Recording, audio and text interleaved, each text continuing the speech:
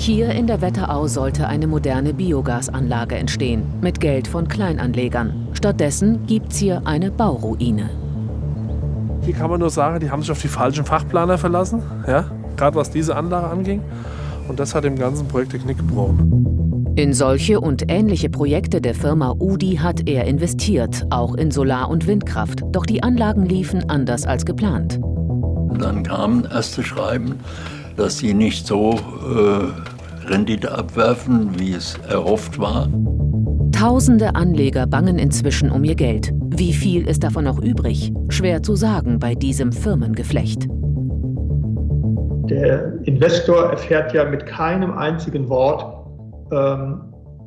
etwas über die wirtschaftliche Lage des gesamten Konzerns. Unsere Recherche beginnt in Altenstadt in der Wetterau, Anfahrt zu einer der größten Biogasanlagen in Hessen. Harald Rohloff ist Landwirt und für den technischen Betrieb zuständig. Er muss 365 Tage im Jahr erreichbar sein.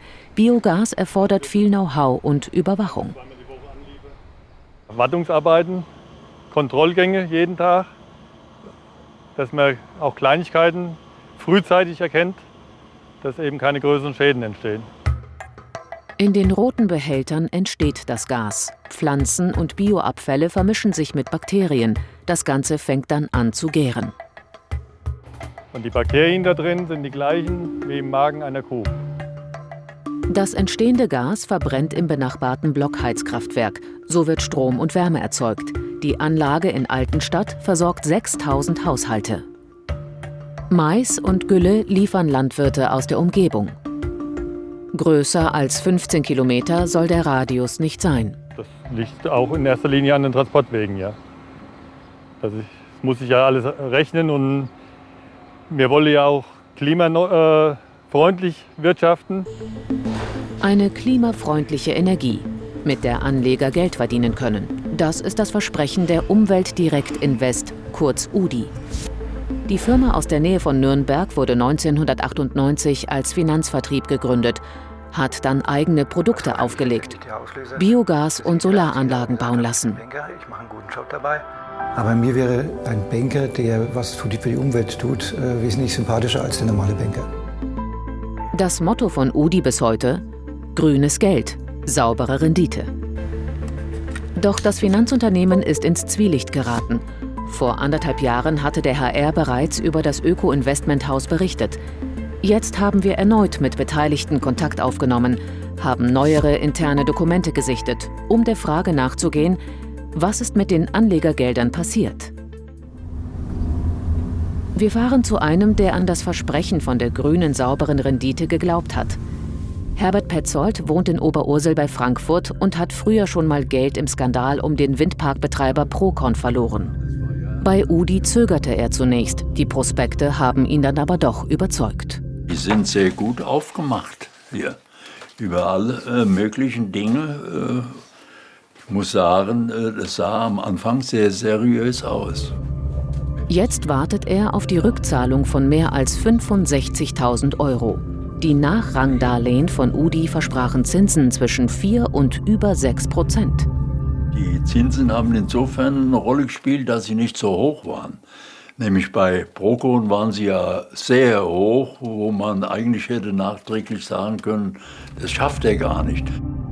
Mit den Darlehen von Banken und Kleinanlegern hat UDI ab 2009 etliche Biogasprojekte finanziert.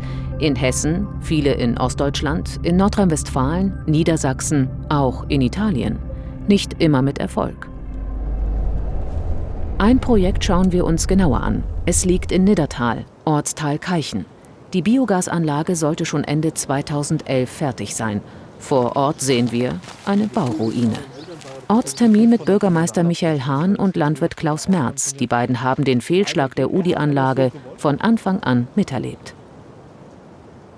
Also hier sind viele Unglücke zusammengekommen und die haben es richtig verrannt, aber das Thema schlechte Planung, schlechtes Planungsbüro. Und hier ist das ganze Ding ist 3-mal umgeplant worden. Hier hinten auf dem Stück mit 2 Behälter und höher und tiefer und flacher.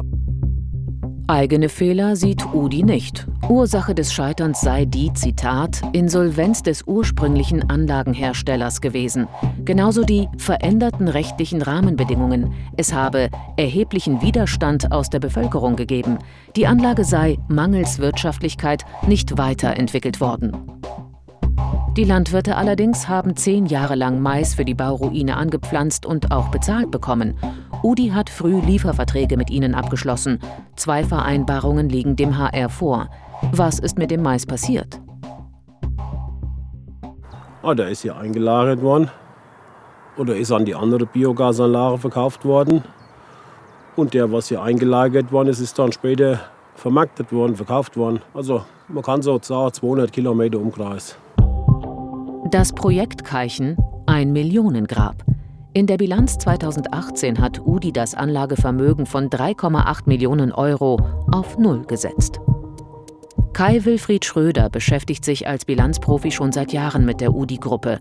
Der Fall Keichen ist für ihn eindeutig. Dass eine Wertberichtigung auf Null von einem aufs andere Jahr stattfindet, ist denkbar, heißt aber auch, dass wirklich dramatische Ereignisse stattgefunden haben müssen, dass im Prinzip niemand mehr daran glaubt, dass die Gesellschaft fortgeführt werden kann. Wie viel Anlegergeld wohin genau geflossen ist, für Außenstehende schwer nachzuvollziehen. Das liegt an der Struktur von Udi. Anleger haben ihr Geld zunächst in das Finanzprodukt investiert, meist eine eigene GmbH. Die wiederum verteilt das Geld an unterschiedliche Biogasanlagen, die wiederum eigene GmbHs sind. Ein kompliziertes Geflecht mit geschätzt 80 Einzelfirmen. Mitunter wurden finanziell angeschlagene Anlagen mit frischem Anlegergeld versorgt, sagen Wirtschaftsprüfer. Somit hätte man in diesen Prospekten eigentlich eine zusätzliche Information geben müssen, dass dieses Geld auch im Wesentlichen gebraucht wird, um andere Gesellschaften zu restrukturieren und zu sanieren. Interne Berichte, die dem HR vorliegen, belegen die Quersubventionierungen.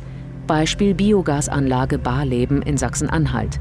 Neben Bankkrediten flossen darin auch mehr als 2 Millionen Euro Anlegergeld, obwohl die Anlage Verluste einfuhr, wie eine Geschäftsbilanz zeigt.